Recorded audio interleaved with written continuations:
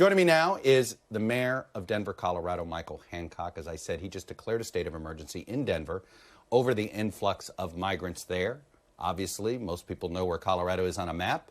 Colorado does not have its southern border is not another country, and yet these migrants are coming.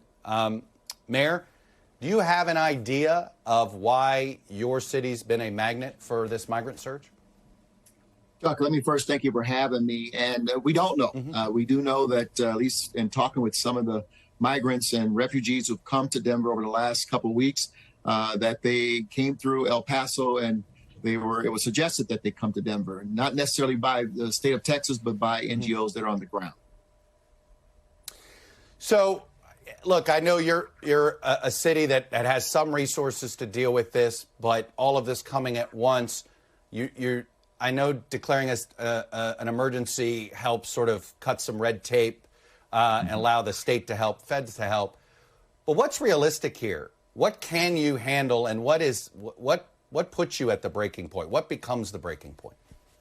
Well, let me just say this, Chuck. If we had not had a partnership with some of our nonprofits and faith leaders and faith institutions on the ground, we would have been at a breaking point. You know, the reality is that since December the 9th, when I opened up the Emergency Operations Center, some 800, migrants and asylum seekers have come to Denver.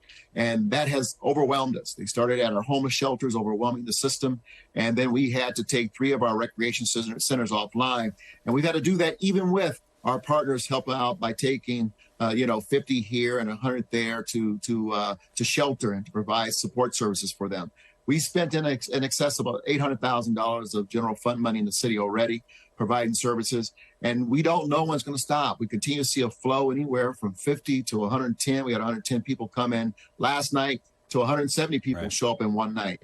And that just continued to cause us concern that we may have some real crisis on our hand if we don't find a way to, release and give myself the power to meet this challenge, but also to begin the process of asking for help, not only here in Denver, but throughout Colorado and around the Rocky Mountain region.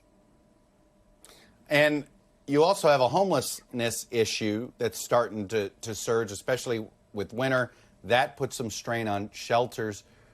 What are you doing to try to deal with that at the same time you've got this migrant surge? Chuck, it's one reason why we opened up the recreation centers to become, shelters, temporary shelter for the migrants. The reality is that we can't keep them offline too long. People in Denver love their rec centers. They want to access their rec centers as well. We've asked for patience, but the goal was to relieve the pressure that was on our homeless shelters so that we can take care of both populations as best we can during this time. But the clarion call is out. I mean, shortly I'll be on the phone with our federal delegation. Yeah. And I want to commend you for the comments you made as you started this program. The reality is that government has not been up to the task, whether Title 42 is extended or expires. They had the opportunity to address this, but partisan politics have gotten in the way of addressing this very critical issue. And unfortunately, cities like Denver are being forced to do what we have to do to address this challenge while the federal government has fallen down on its responsibility to address this issue. I can get pretty cynical from my years of covering Washington, but this is so frustrating to hear all this chatter in Washington about the problem, and it's you, a mayor of a city that has to deal with this ridiculousness. If you had Kevin McCarthy and Chuck Schumer in a room, the next head of the House Republicans, I mean, Congress has to do this. What would you tell them? The reality is that all of us take an oath to serve, to protect the health, safety, and well-being of all of our citizens, and even those who come into our sphere. And the reality is that you have to serve. And right now, one of the most pressing issues facing the American people is the crisis at our border. And though it's a humanitarian effort for people on both sides of the border, do what you have to do to address the issue. Do the job that the people have sent you to Congress to do. We didn't send you there to play partisan politics. We sent you there to take care of the American people and to take care of, quite frankly, our role as a global leader. And right now we're being called. So meet the challenge with the leadership that is being called for at this point in time.